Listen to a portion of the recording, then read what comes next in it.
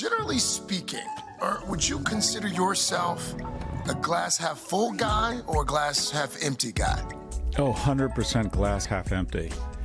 And I can't stand everybody says they're optimists. I think you need optimists to fly a plane or to invent the plane, but I think you need pessimists for seatbelts, so I think there's a role for us. I told you this when you were on the Today Show a couple months ago. Notes on Being a Man was the best book I read last year. Thank you. It was this stat early in the book also, Scott, that struck me. This idea that we live in an age where a significant number of young men haven't had to deal with rejection. Let's talk a little bit about that and what happens when young men don't get a no to their face repeatedly over a weekend. As parents, we engage in what's called concierge or bulldozer parenting, where we clear out every obstacle. Oh, the kid got a B+. Let's call the teacher, let's get tutoring. Then we make their life as frictionless as possible, and they don't have the skills to deal with it. The key to wonderful yeses is just a great deal of no's. And I worry that young men with screens and algorithms are trying to engage in frictionless relationships where they take the easy path. There's a study I want to ask you about. It's a study from the Walton Family Foundation, Gallup, and the Bipartisan Policy Center. Gen Z has more access to smartphones and classrooms than any generation before them. How is that constant connectivity, how is that changing the way that students learn?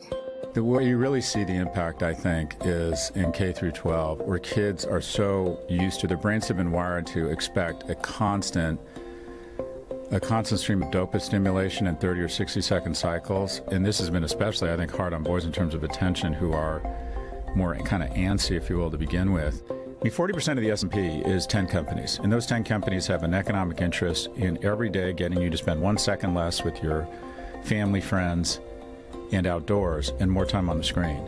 And they're winning. It's crowding out the friction, the emotion, and the difficulty of establishing offline relationships. But you're not just avoiding friction, you're avoiding real reward. Do you think the pendulum swings back? I think there is reason for optimism. We are starting to see regulation finally starting to kick in. The young people recognize these companies are not their friends, and that society is starting to finally regulate these companies. I've got a section here that's called Craig's Curiosities. These are rapid-fire questions. What's one of your favorite podcasts to listen to outside your own? Oh, The Daily from the New York Times. There was a great opportunity for you to plug Glass Half Full, and you just decided to walk away from it. Well, that's a given. Okay. That's a given. Good. I didn't want to be redundant to the other millions and millions of fans out there. Yes, thank you. Best investment you made? What I have figured out as I've gotten older is that to find something that you will invest more in and give yourself to it is the most rewarding thing in life. That's where you find your purpose. And the first time I ever did that, I've invested more in my boys than I think I will ever get back. It's not that I don't get huge reward for them, but there's no way I will ever get an economic or return on the amount of love and concern I've invested in my boys. And that's the whole shooting match. I have finally found something that I can surrender to and give everything to. And now it's my purpose.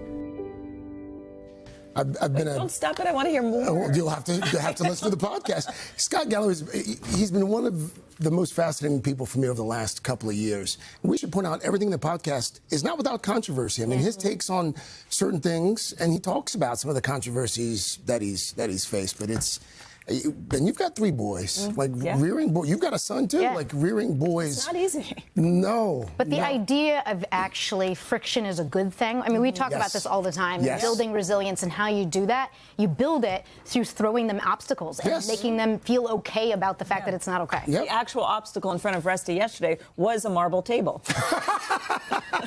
He's still with us, though. Still with us. He bounced back. Stronger for it. The full conversation with Scott Galloway on Glass Half Full is available now. Just search Glass Half Full on YouTube or wherever you get your podcasts. That was great. Can't wait to hear more. Thank you.